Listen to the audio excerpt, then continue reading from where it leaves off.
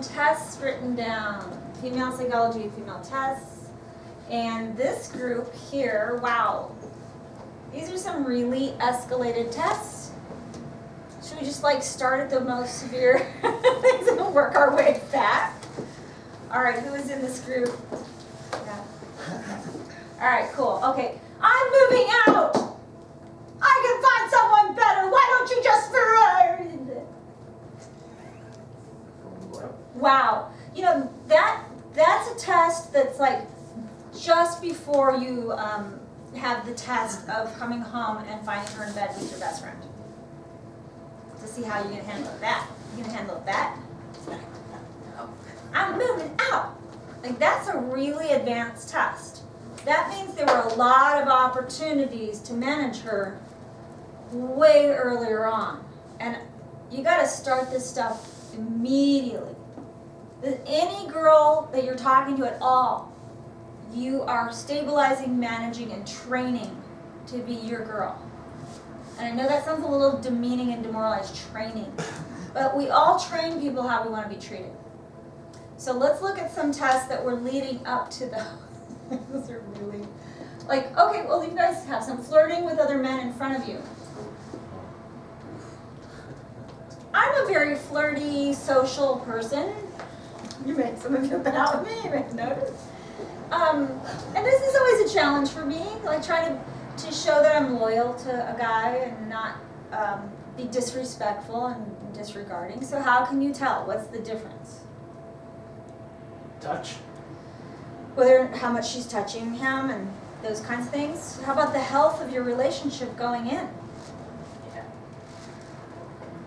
How about how you feel with regard to her loyalty to you? See, I always want to bring everything back to what you actually have power over as men. Instead of projecting out to how do you control her. This is how do you manage yourself so that she's choosing to be under your authority. Respect your authority. Submit, surrender.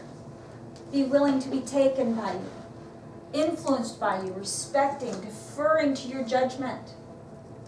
I'll have guys say, why would I even want that? Guy at the T-Mobile store is helping me with my phone and we're chatting it up and the one guy realizes who I am. Oh, you're that. Oh, I saw your videos. I just want to fix my phone. So I got to talk to him about that stuff.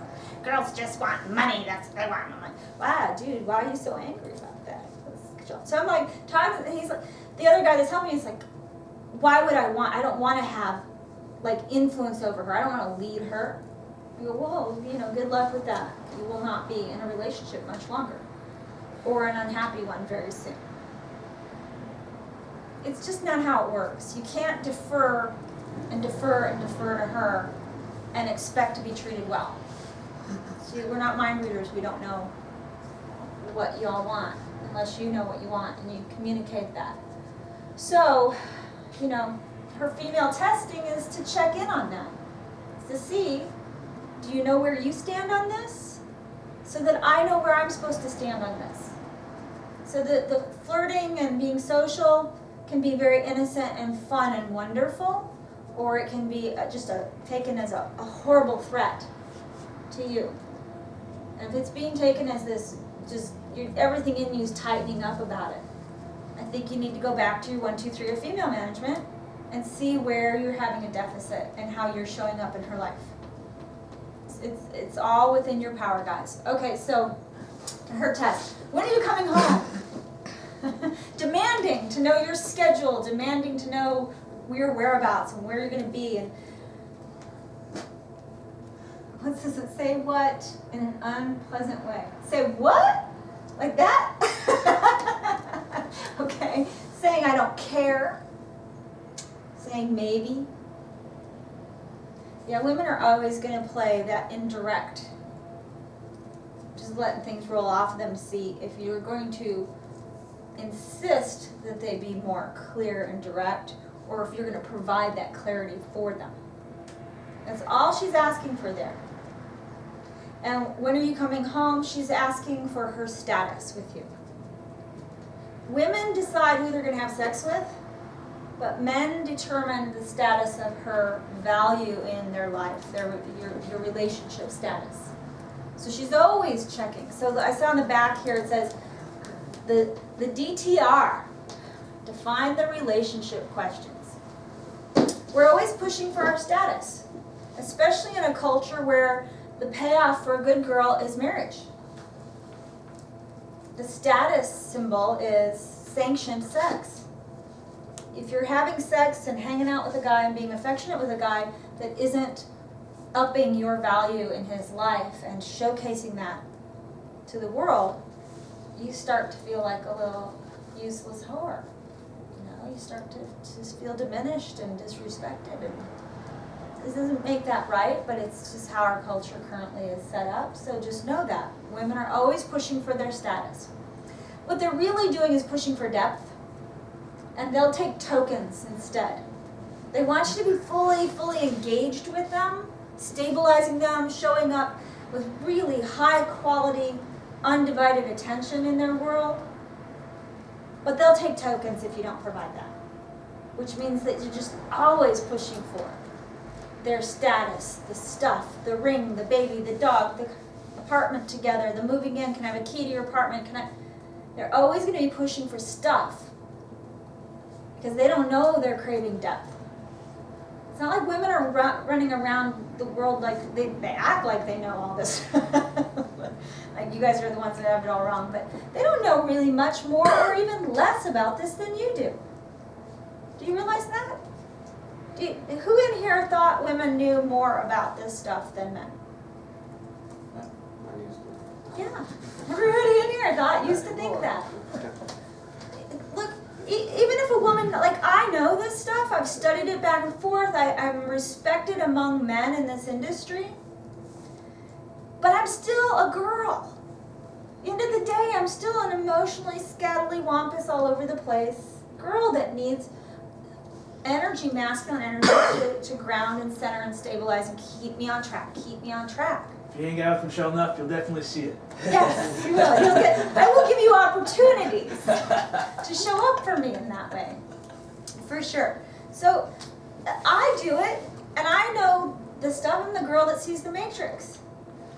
But I'm still in need of this, which means that even though I know something, or she may know something, and you may be like this was the most rational girl ever. I went to a high school thing, and a couple of my guy friends from high school were like, you were the most rational 15-year-old girl ever. I had a lot of guy friends because they liked that about me. I was one of the dudes then. So when I'd act like a girl, they'd be like, we don't know what to do with this. Look, she may know this stuff, but since she's an emotional creature, that's going to cloud her judgment. It's going to cloud her ability to think clearly, to be in her right mind, and to be a good partner to you. This is part of protecting and providing a big part, is stabilizing her. So, these tests are all opportunities. Let's see if we can, questions of loyalty, emotional outbursts, yeah. All of that is pressing for her status. Why? Because you're in charge of it. And when I was in New York teaching, one of the dating gurus asked this room full of guys who had more of an advantage in dating, men or women. And I probably could ask you guys and you'd still say women. No. In maybe getting sex, we've got an advantage. Yes, we have a vagina. Boom. In every other matter, you guys have the authority and the power. You just didn't know. And you didn't know how to exercise it. So any of these tests are just her feeling dependent on that. It's not the most fun thing in the world, especially for today's woman, who's very independent, educated, powerful, making money, got her own house, own car, already reproduced, whatever. And all of you are at an age where you're running into single moms. Different dynamic. You've got to get this testing part right. Okay, so what I'd like you to do right now is take, let's choose one of these examples that everybody can relate to. Mad because you got a raise. Mad because you got a raise. girl, I want to discuss this one. Take another minute. Yeah, mad because you got a raise. What does that mean? Why wouldn't she just be excited and be your cheerleader and you come home and it's like, I got a raise today, baby. And why isn't she like springing in your arms and happy for you and kissing you all over? Instead, she's getting schnitty about it. She's not. You might feel less Well, thank you. I'm so glad you're here today. Because she's nuts? Well, like we can get out of the name calling. We can really get out of that because women will do this to themselves too, and we've got just a very dysfunctional, fucked up way of relating to ourselves and each other because women are crazy, women are nuts. Yeah, it does feel like we took a crazy pill. Thank you. Thank you for helping me with that. She's worried. She's concerned. She's your status. Insecure, your status just went up. Now you can go buy a yacht and some boob job bitches, and where is she? She's just like standing in the kitchen all frumpy. So she wants you to take her with you. That's what she wants to do. To go on the yacht. To elevated status. Yeah, she just wants a boob job. That's all that. Just buy her a boob job. Solved. Go to Scottsdale. Look at all the women that men did that thought that was the solution. They're everywhere. Michelle, they're all happy in Scottsdale. Right? So awesome. I think these guys should save money and just get a girl like a bedazzled shirt that says insecure. Because that's what it is. You're right. His status went up. Is my status going up with your status? Am I going to get left behind? Because we have a shelf life. I don't care, I'm 45. How old am I? Am I 45 or 46? You're 45. I'm 45. I always say I'm a year older than I am. That's crazy. I like it. That's the crazy thing. I'm nuts. That's why. All right, so we can take really great care of ourselves. I can go and hang with the 20-somethings in the nightclubs and whatever. Like that can happen now. That's another modern woman kind of thing. We have this extended time frame where we can look good and be sexy and radiant and get the enhancements and spray tans and whatever. It's still, our reproductive life defines our shelf life.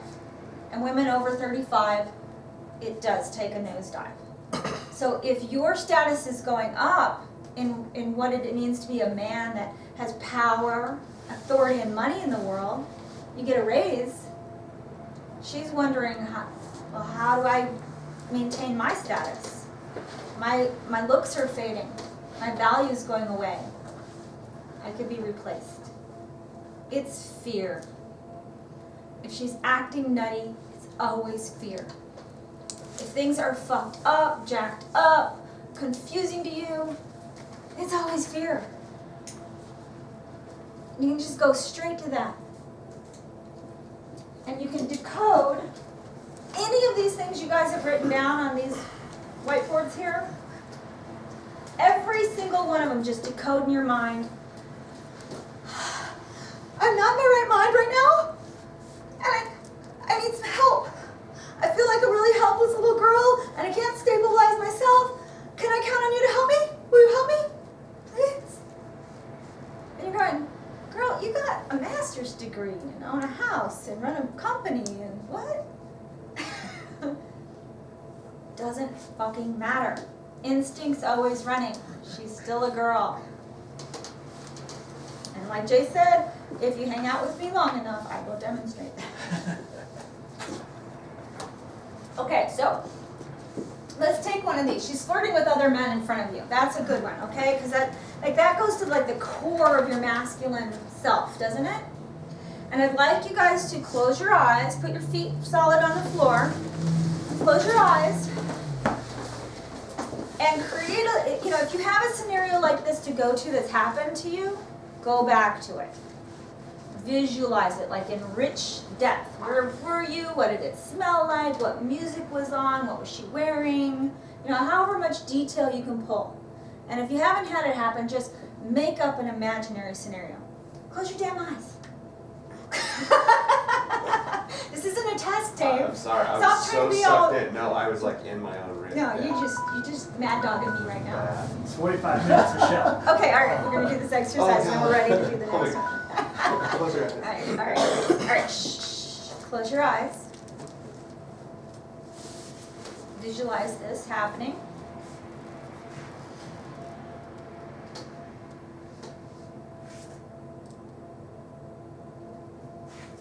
And then I want you to take a scan, starting at your head, your crown, working all the way down your body to your toes. You're scanning for tension.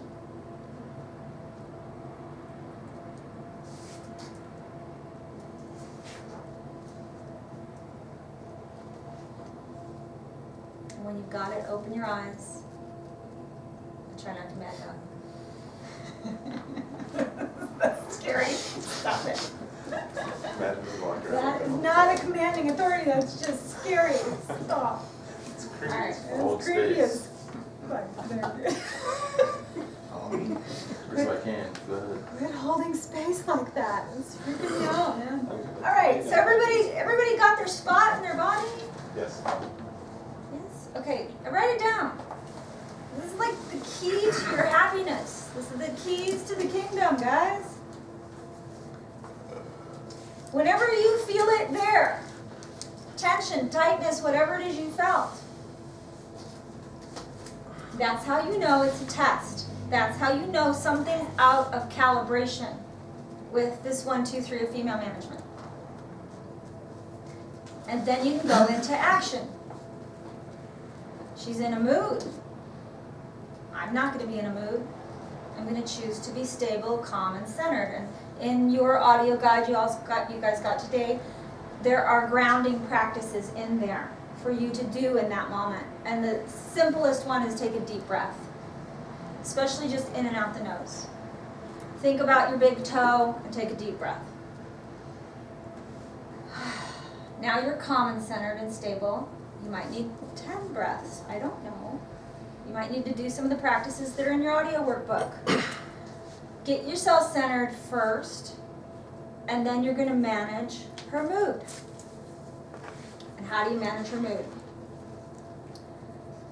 You break her emotional state. So now you know you were in an emotionally elevated state, because does anybody who had it in their chest?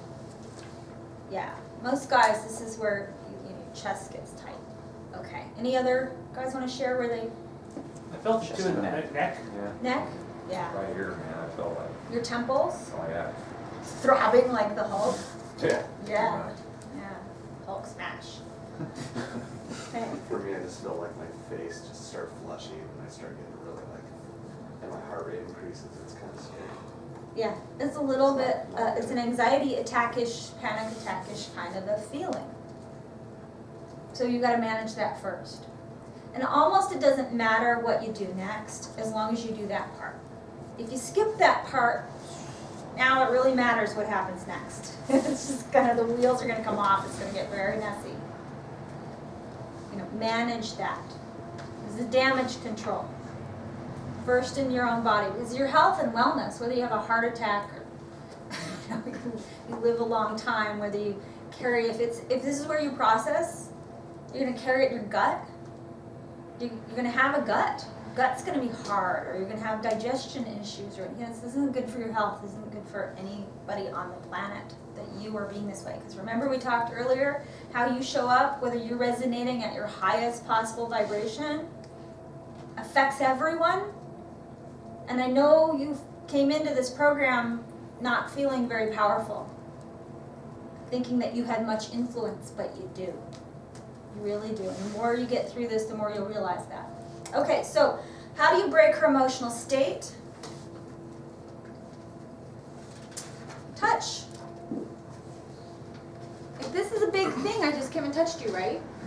Like, it breaks that personal space boundary. It's significant. You touch somebody, they're going, what? What do you want? Boom. She was in one zone, now she's in another. You don't have to come over and grab her on like, you're embarrassing me. Stop talking other men. Maintain your peace, maintain your value. Don't bleed out value, especially in front of another man, and her in front of another man. Okay, just touch. So touch is your most potent, powerful way of diffusing her emotional state. It should be your go-to all the time. Touch-saturated way of living, so that it's not super weird when you do it. But if she's doing something that she knows, like we know, we might not be consciously doing the task, like we're not flirting with the guy to make you mad consciously. Sometimes yes, but if she isn't, it's just subconscious, or it's not even anything. It's just completely benign, but you're reacting to it.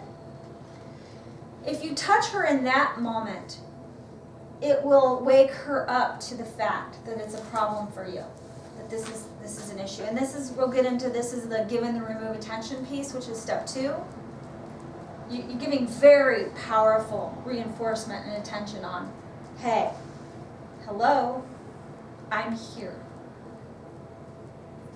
Touching somebody announces your presence. Okay, humor. Humor is, touch and humor are maybe equally potent and powerful when you use them in combo. You're touching a lot. You're touching in a very intense moment, or to break her emotional state, and you add humor to that. Like that can be the roll off. It diffuses the situation. It's what is an alpha male? He's just a gracious host. You're hosting her life. You're saying, I'm going to provide this space for you to be able to be free and female and sexy and amazing. I just want to make sure you know that this is where you bring it. I'm touching you, and then I'm going to diffuse with some humor that's not snipey and you got to check your motivation. Is it loving? Is there a loving intent to say, hey, bring it back here, bring it home to daddy. This is where this attention belongs. And if you can graciously move it through with humor and diffuse it and really move on, not harbor a resentment, because you're empowered, you're doing this on purpose. As soon as you do things on purpose, with a plan, with intention, and with a loving intent, you won't hold on to it. You just won't even need to worry about that part. You won't harbor it in your heart and in your body. Feel that tension, you'll feel it go away. That's how you know you're not hanging on to it. And if you're hanging on to it, get some help to move that through your system. Okay, commanding presence. Commanding presence needs to really be all the time. You're changing her mood, not her mind, all the time, all the time, all the time, so she's loyal to you. So she has a motivation, a strong desire to serve you, because she starts to think, no, especially if you're being sexual with her, you're the only man that knows how to do that for me specifically. You really get me.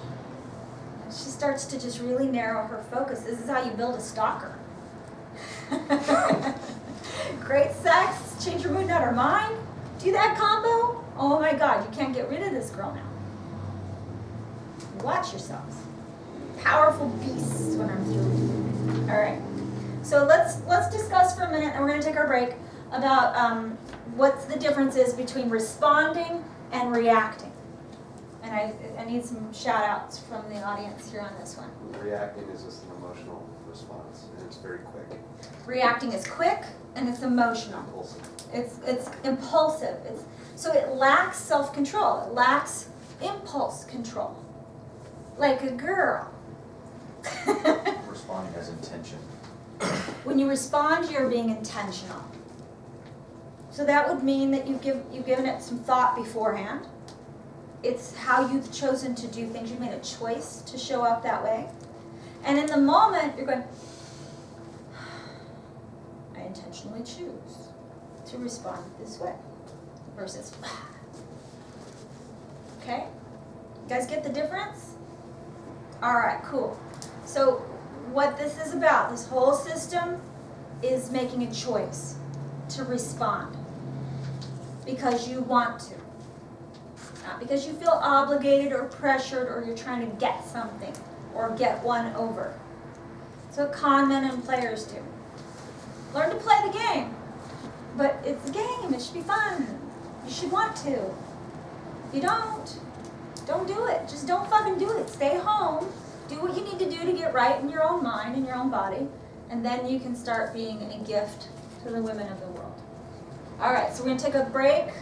You guys feel free to hang out outside. There's a bathroom here. There's a bathroom in my therapy suite next door, Suite H. You're welcome to use that as well. And then we'll come back for, in 10 minutes for give and remove attention. Thank you for your attention. You're welcome.